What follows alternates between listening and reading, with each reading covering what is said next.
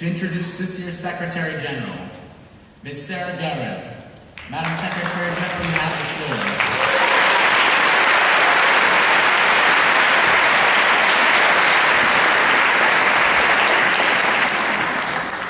Your Excellencies, esteemed guests, fellow student officers, dear delegates. Sometimes it falls upon a generation to be great. We can be that generation. Us playing small does not serve the world. Who are we not to be great? These are the words of the late Nelson Mandela, an African leader that is incomparable in his struggles and ultimately his successes. It is my utmost honor to be here, serving as the Secretary General of the 46th Annual The Hague International Mall of the United Nations.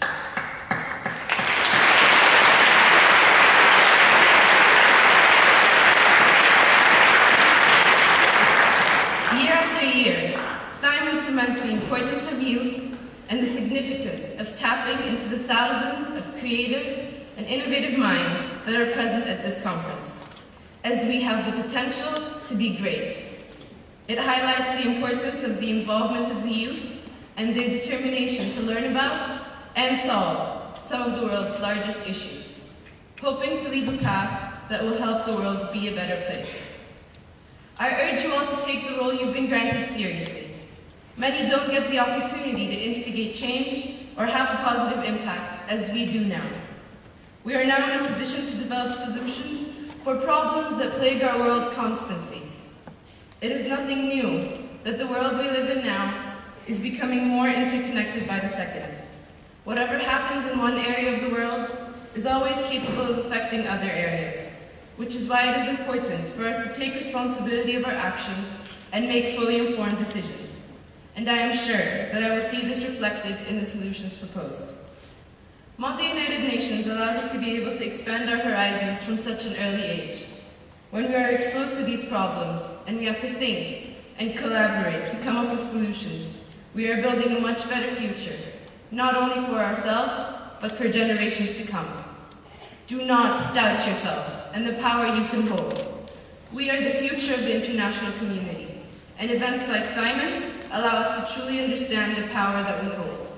The power to make the world better, the power to advocate human rights, and the power to achieve great things.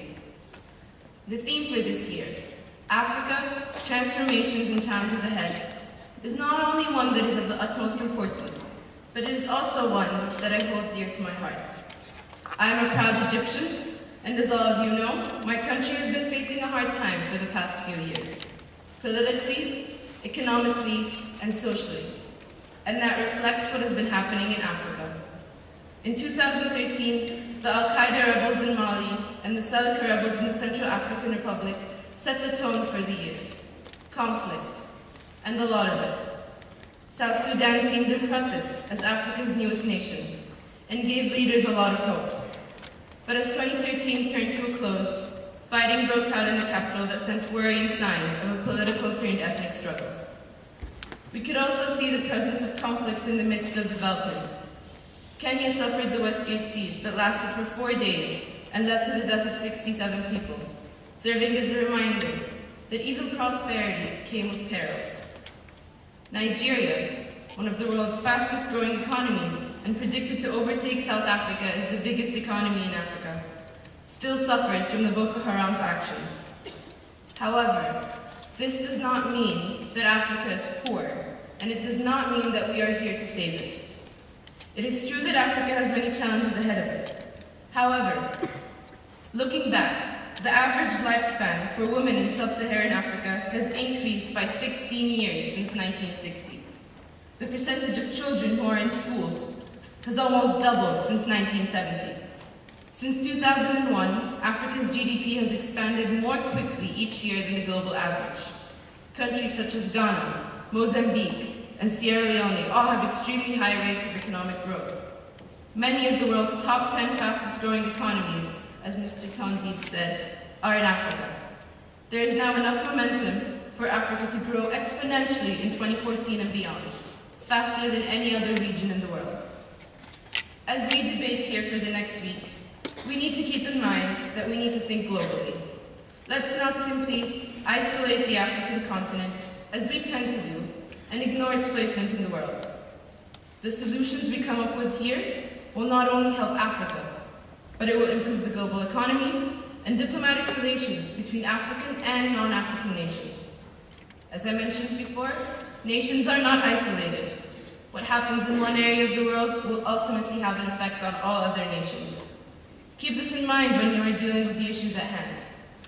Keep in mind how Nelson Mandela, an African leader who faced countless obstacles in his lifetime, was, and remains to be, a global inspiration. Much like how what happens in Africa has an effect on all of us, no matter where we come from, and no matter where we go to when this week is over. Let us not dwell on problems. Here at THIMUN, we have the ability to continue the positive process to change. We might feel like we are too young, too inexperienced, too naive. However, we are not.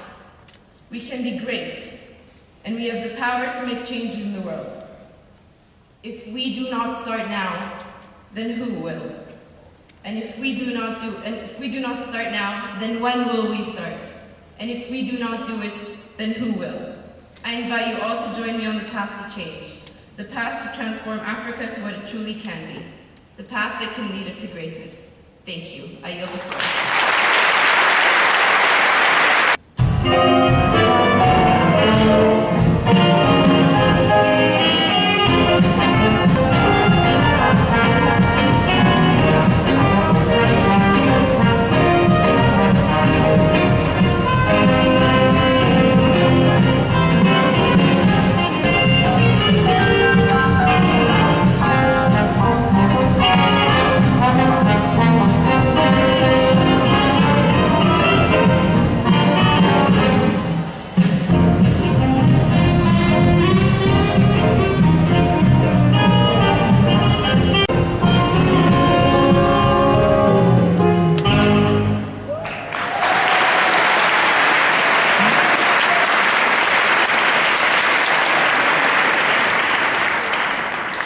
Thank you again to the band from the British School of the Netherlands.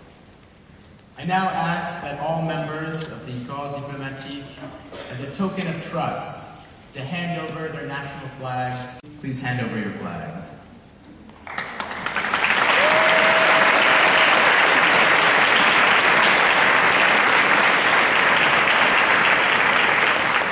Thank you.